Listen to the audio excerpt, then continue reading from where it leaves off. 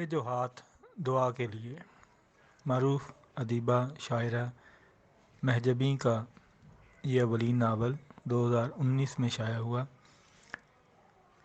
جس میں تبصرے کے طور پر ارحم روحان لکھتے ہیں: سفر میں ساتھ رکھنا شرط تو نہیں ارحم، مگر دعاؤں میں ہم سفر رکھنا ضروری ہے۔ مہجبیں کے یہ اولین کاوش اٹھے جو ہاتھ دعا کے لیے بلا شبہ دنیائے ادب کے باوقار سفر کا خوبصورت آغاز ہے۔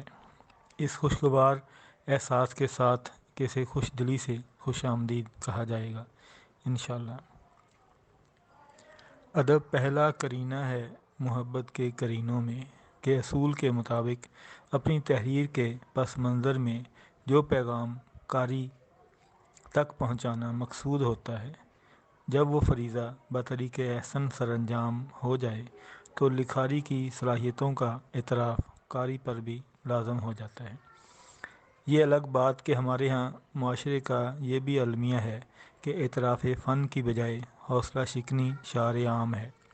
ایسے گھٹن زدہ معاشرے میں ماحول کو حوصلہ افزائی کی خوشبو سے ہمکنار کرنا بھی فکر و احساس کا کمال فن ہے، اور یہ احساس آپ کو اٹھے جو ہاتھ دعا کے لیے پڑھتے پڑھتے یقیناً ہو جائے گا، اور مجھے امید ہے کہ مہجبیں کا یہ باوقار سفر جاری و ساری رہے گا اور ہمارے ہاتھ بھی ان کی مزید کامیابیوں کامرانیوں کے لیے اٹھتے رہیں گے۔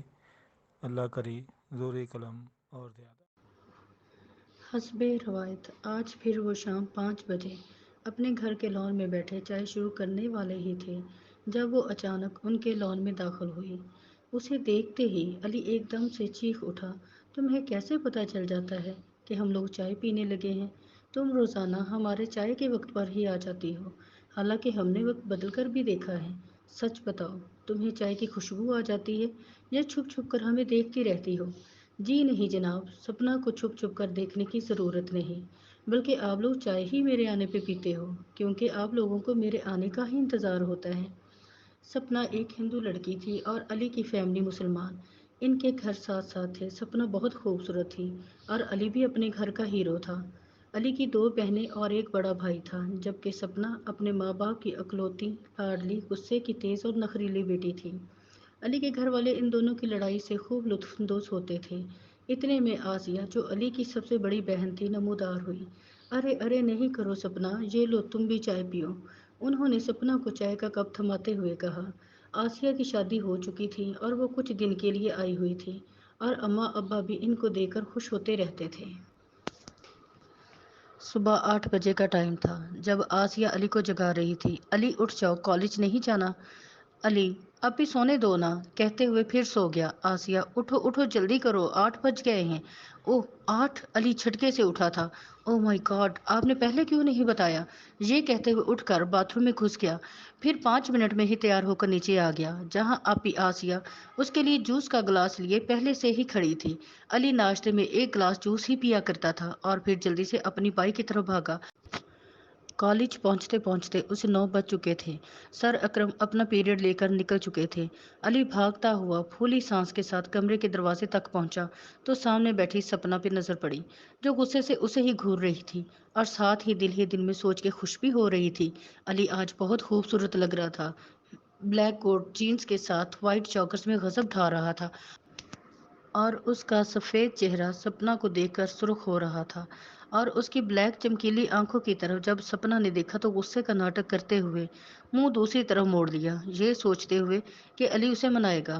جب کچھ سیکنڈ کے بعد اس نے دیکھا کہ علی اس کی ایک فرینڈ کو ہگ کیے ہوئے تھا تو سپنا کا بیضوی وائٹ چہرہ غصے سے سرخ ہو گیا اور اس کی لمبی پلکوں میں بڑی بڑی آنکھیں شیشے کی طرح چمک رہی تھی۔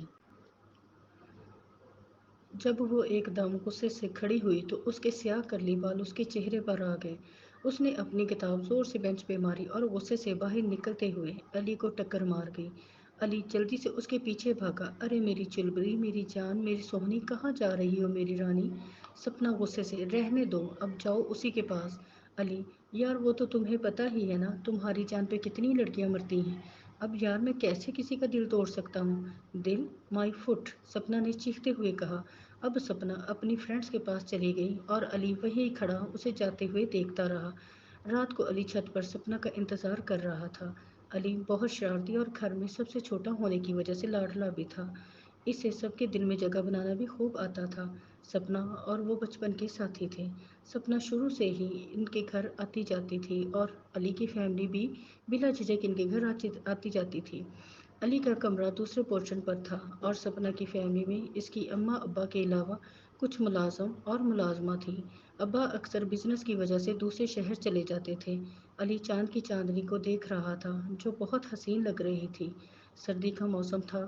سپنا جو بلو ساڑی میں تھی وہ چاند کی چاندنی میں بہت پیاری لگ رہی تھی۔ علی نے اس کی طرف دیکھا۔ اس نے کھلا کرلی بال کھلے چھوڑے ہوئے تھے، ہاف بازو اور ہاف بلاؤز کے ساتھ کامدار ساڑی اور فریش نگینے کا سیٹ پہنا ہوا تھا۔ دونوں بازوؤں میں بلو چوڑیاں پہنی ہوئے چاند کی چاندنی میں سب سے سفید رنگ علی کی چمک رہا تھا۔ اس کی آنکھوں میں ہلکی سی مسکراہٹ تھی۔ علی نے سپنا کو دیکھا تو دیکھتا ہی رہ گیا، پھر ہلکے سے اس کے ہونٹوں نے جنبش کی۔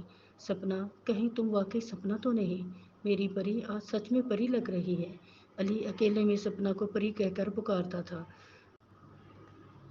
وہ ایک دوسرے سے بے پناہ محبت کرتے تھے بچپن سے ہی۔ علی، میری جان، یہ کیا آج قتل کرنے کا ارادہ ہے؟ نہیں جی، آپ کو کون سا لڑکیوں کی کمی ہے؟ آپ تو کسی کا دل نہیں توڑ سکتے۔ علی ہلکے سے مسکرایا اور اپنے ہونٹوں کو سپنا کے کان کے پاس کرتے ہوئے بولا، کیا کروں، میں ہوں ہی اتنا پیارا۔ سپنا ایک دم اپنے ہاتھوں سے علی کو پیچھے کرتے ہوئے چنچلاہٹ سے دانت پیستے ہوئے، اب میں تمہیں کیا کہوں؟ علی خاموشی سے اس کے اس انداز کو دیکھتے ہوئے ایک دم قہقہ لگا کر ہنسا۔ سپنا، تمہاری یہ ادا مجھے بہت پسند ہے جب تمہیں جواب نہیں آتا۔ سپنا، اور مجھے تمہاری اسی بات سے چڑ۔ علی نے سپنا کو اپنی باہوں میں سمیٹ لیا، پھر دونوں چھت پر پڑے لوہے کے جھولے پر بیٹھ کر باتیں کرنے لگے جو چھت پر ایک طرف رکھا ہوا تھا۔ سردی کافی زیادہ تھی۔ سپنا کو سردی محسوس ہوئی، وہ کانپنے لگی۔ علی نے اسے اپنے ساتھ چپکا لیا۔